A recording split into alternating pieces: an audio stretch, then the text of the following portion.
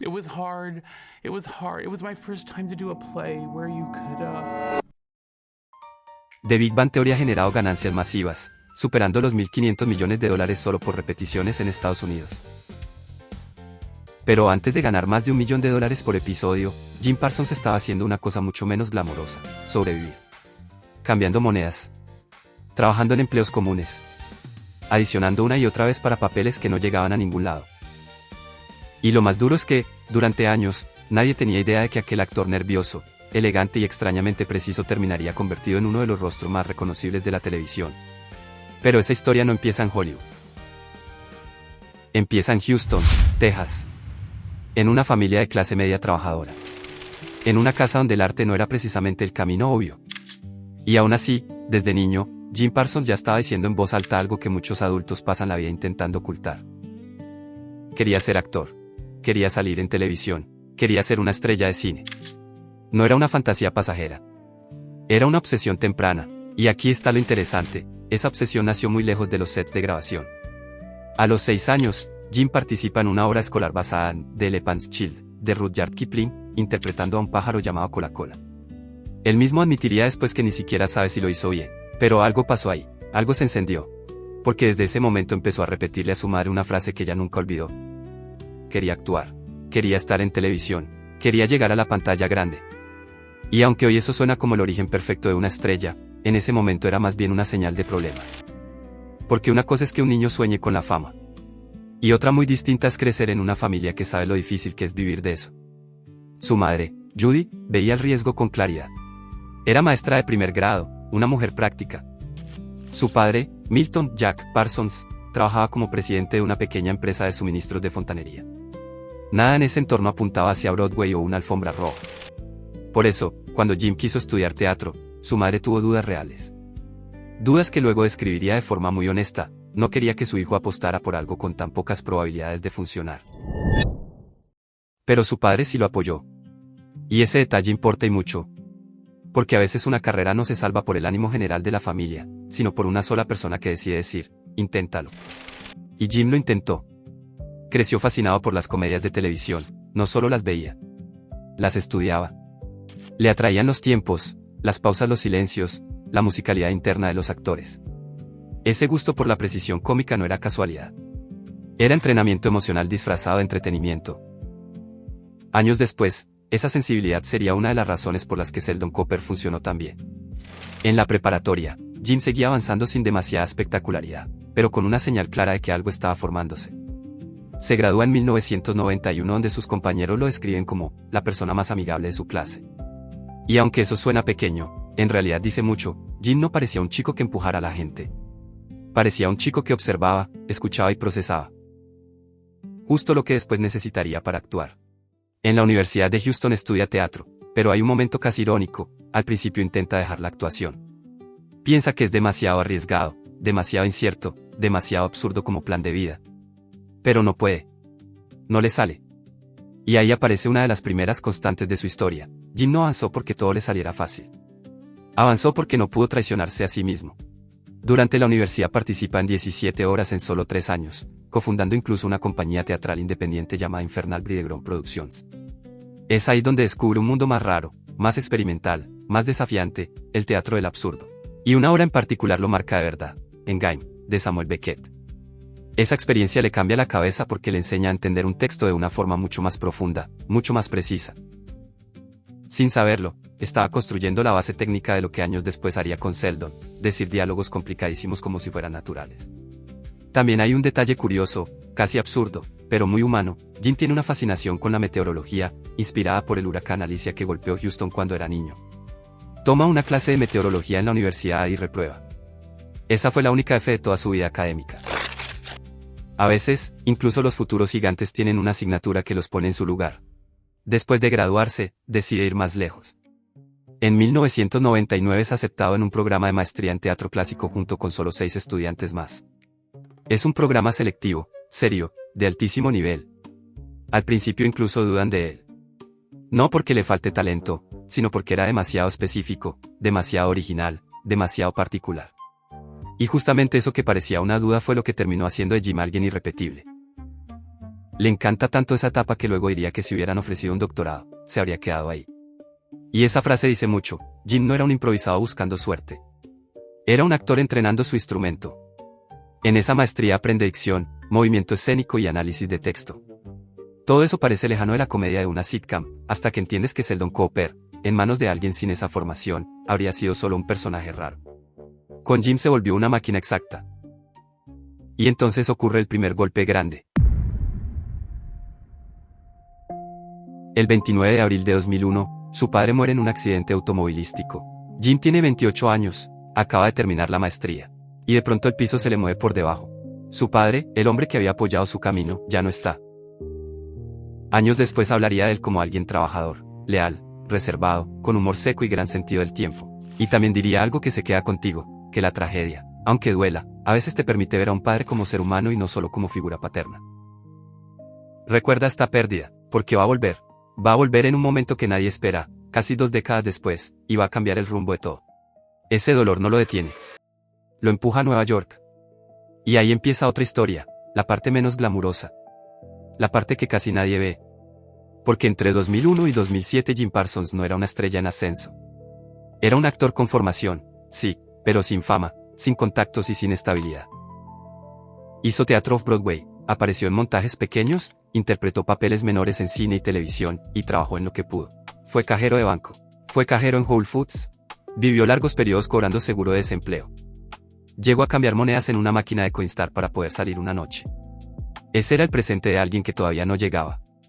Y en medio de todo eso, encontró algo personal que también lo cambió, Todd Spiewack. Se conocieron en noviembre de 2002 en una cita a ciegas en un bar de karaoke. Todd subió al escenario y cantó "I Found Someone" de Cher. Jim recuerda ese momento como el inicio de algo que no podía explicar del todo, pero que sentía con claridad. Años después escribiría que fue lo mejor que le pasó en la vida, sin competencia. Pero en ese punto, la realidad era otra. El hombre con el que se estaba enamorando era un actor desempleado que usaba parte de su seguro de desempleo para comprar un CD de Mariah Carey. No era cine, no era glamour, era la verdad. Mientras tanto, seguía audicionando frenéticamente. Jim calcula que hizo entre 15 y 30 pruebas para pilotos de televisión. La mayoría nunca llegó a nada. Audicionó para The Office. También para el papel de Barney Stinson en How I Met Your Mother. Y él mismo reconocería después que, si hubiera conseguido cualquiera de esos trabajos, probablemente nunca habría llegado al papel del Dr. Cooper. Cada rechazo estaba cerrando una puerta que, sin saberlo, lo estaba guiando justo a la correcta. Y entonces llegó 2006. Su agente le habla de una audición para un nuevo piloto de Chuck Lorre. Jim ni siquiera sabe quién es Chuck Lorre. De hecho, confunde el nombre y piensa en Chuck Woolley. Pero cuando lee The Big Bang Theory, algo se activa. Siente que la estructura del guión, el tono del personaje y la forma de hablar están hechos para él. Era una coincidencia de una en un millón, o quizás algo todavía más raro. La audición fue decisiva. Bill Prady recordó que, al entrar Jim al cuarto, ya era el Dr. Cooper en un nivel impresionante. Tanto así que dijo que Jim prácticamente creó al personaje en esa audición. Chuck Lorre, sin embargo, dudó. Pensó que Jim lo iba a arruinar si le pedían repetirlo.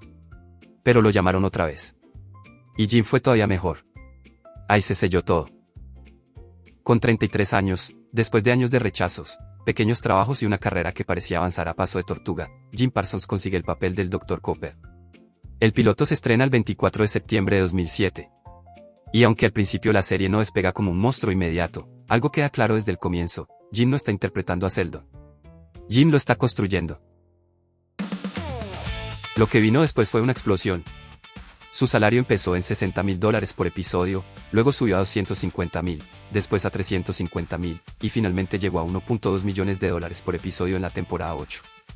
Jim Parsons, el mismo hombre que antes cambiaba monedas para cenar, terminó convertido en el actor de televisión mejor pagado del mundo.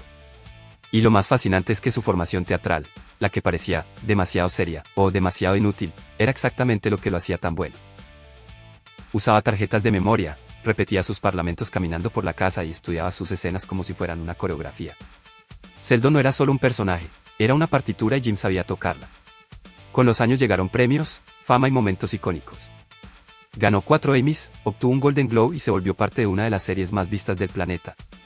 La palabra "bazinga" se volvió un fenómeno cultural, aunque Jim siempre tuvo sentimientos encontrados con ella. También desarrolló una dinámica entrañable con Mayim Bialik, quien admitió que al principio básicamente imitó el ritmo de Jim para encontrar a Amy. De hecho, cuando llegó el momento de filmar el primer beso entre Sheldon y Amy, Jim estaba enfermo. tenía gripe y fiebre. Majin contó después que el hombre estaba visiblemente sudando y que ella se enjuagaba con peróxido entre cada toma. Aún así, la escena salió perfecta. Eso dice mucho de la disciplina de ambos, pero sobre todo de la entrega de Jim, ni enfermo dejaba que Sheldon fuera menos que impecable. Y la química con Cal y Coco hizo que Sheldon y Penny se volvieran una de las relaciones más queridas del show.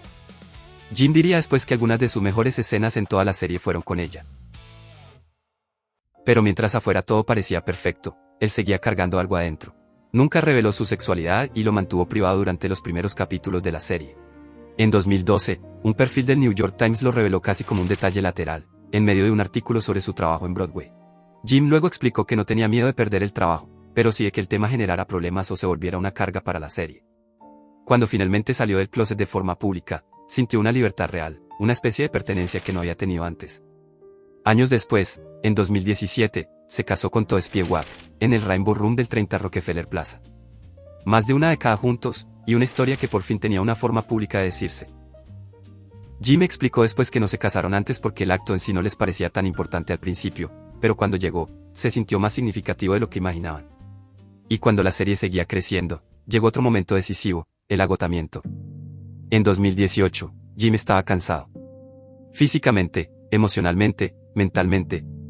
Trabajaba en The Big Bang Theory, en Broadway y en compromisos paralelos. Su perro estaba muy enfermo. Y entonces, de nuevo, volvió la sombra de su padre. Jim se dio cuenta de que su padre murió a los 52 años, y que él, al final de la temporada 12, tendría 46. Ese pensamiento le golpeó como un reloj existencial. Si la vida pudiera cerrarse tan rápido, de verdad quería seguir igual. Ahí tomó una decisión que muchos no entendieron, dejar la serie. Incluso rechazó un contrato que le habría dado más de $50 millones. Dijo que ya le habían sacado toda la carne a ese hueso. Y así, después de 12 temporadas, 279 episodios y una fortuna construida desde cero, Jim Parsons se despidió de Sheldon Cooper. El elenco no lo vio venir. Cal y Coco contó que lloraron durante horas. Johnny Galecki dijo que fue un golpe que los tomó completamente por sorpresa. Chuck Lorre recordó que hubo mucho llanto en la sala, especialmente de Cali.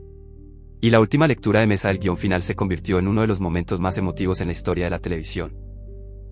Cuando Jim, leyendo como Sheldon, llegó al discurso del Nobel y empezó a nombrar uno por uno a sus amigos, los actores que interpretaban a esos personajes se fueron levantando de sus sillas de forma espontánea. Nadie lo planeó, nadie lo ensayó, simplemente se pararon, y toda la sala rompió en llanto.